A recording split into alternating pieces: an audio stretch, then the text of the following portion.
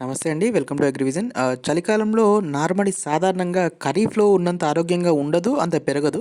దానికి ముఖ్య కారణం ఏందంటే, ఈ చలి ప్రస్తుత వాతావరణ పరిస్థితులు. అయితే ఈ నారుమడిలో ముఖ్యంగా మనకు ఈ నారు పెరగకుండా గిడసబారి ఉండడం, అట్లే నారు ఎరుపు రావడం, నారు పోసింది పోసినట్టు చనిపోవడం, అక్కడక్కడ పుట్టడం, పుట్టకపోవడం, ఇవన్నీ కూడా చలి తీవ్రత ఎక్కువ ఉన్న చోట ఇంకెక్కువ కనపడతాయి. దాంతో పాటు వేరు వ్యవస్థ కూడా అభివృద్ధి చెందకుండా ఉండడం. దీనికి నార్మల్‌లో మనం చేయవలసింది ఏందంటే, ముఖ్యంగా రాత్రి పెట్టిన నీళ్ళు పొద్దున్నే తీసేసి మళ్ళీ ఫ్రెష్ నీళ్ళు పెట్టుకోండి. కొంచెం వేడొస్తది. దానితో పాటు ఈ స్ప్రేల విషయానికొస్తే నార్మల్ నుంచే ఎక్కువ కాస్ట్ మందులనేటివి స్ప్రే చేయకండి. దీనికి మనకు పురుగుకొచ్చేసి కొరాజిన్ టెక్నికలు లేదంటే బైఫెంత్రిన్ గానీ, దాంతోపాటు ఈ కార్బండిజమ్ మ్యాంకోజెబ్ కాంబినేషన్ అంటే సాఫ్ట్ టెక్నికల్‌కి సంబంధించింది. దాంతోపాటు జింక్ ఆక్సైడ్ 39.5% లిక్విడ్ ఫామ్‌లో ఉన్న జింకు, ఈ 3 కలిపి కాంబినేషన్‌లో స్ప్రేయింగ్ చేయండి. దానితో పాటు ఏందంటే మనకు నాటు పెట్టే వారం రోజుల ముందు 3G గానీ, 4G గానీ గుళికలేసుకోండి.